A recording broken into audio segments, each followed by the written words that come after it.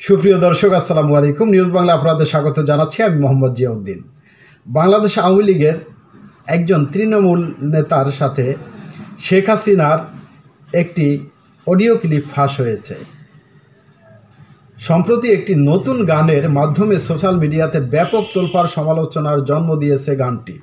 Social media platform টিকটকে ছড়িয়ে দিয়েছে সাবেক ক্ষমতাচ্যুত শেখ হাসিনার দোসররা। বিভিন্ন মাধ্যমের সূত্রে পাওয়া খবরে জানা যায়, গানটি রচনা করেছেন বরগুনা জেলার তালতলী উপজেলার সাবেক যুবলীগ সভাপতি, যিনি শেখ হাসিনাকে নিয়ে গান রচনা করেছেন এবং সেটি তিনি ফোনে শেয়ার করেছেন। ক্ষমতাচ্যুত শেখ হাসিনার সাথে শেখ হাসিনাকে তা শোনানোর পর টিকটকে ছড়িয়ে দেওয়ার কথা জানা যায়। গানটি ফাঁস হওয়া ফোন কলের মাধ্যমে ভাইরাল হয়েছে। গানটি প্রকাশের পর সোশ্যাল মিডিয়ায় ব্যাপক প্রতিক্রিয়া দেখা গেছে। সোশ্যাল মিডিয়া ব্যবহারকারীরা বলছেন, কিভাবে সাবেক এই স্বৈরাচার এখনও বাংলাদেশে অশান্তি সৃষ্টির চেষ্টা করছে।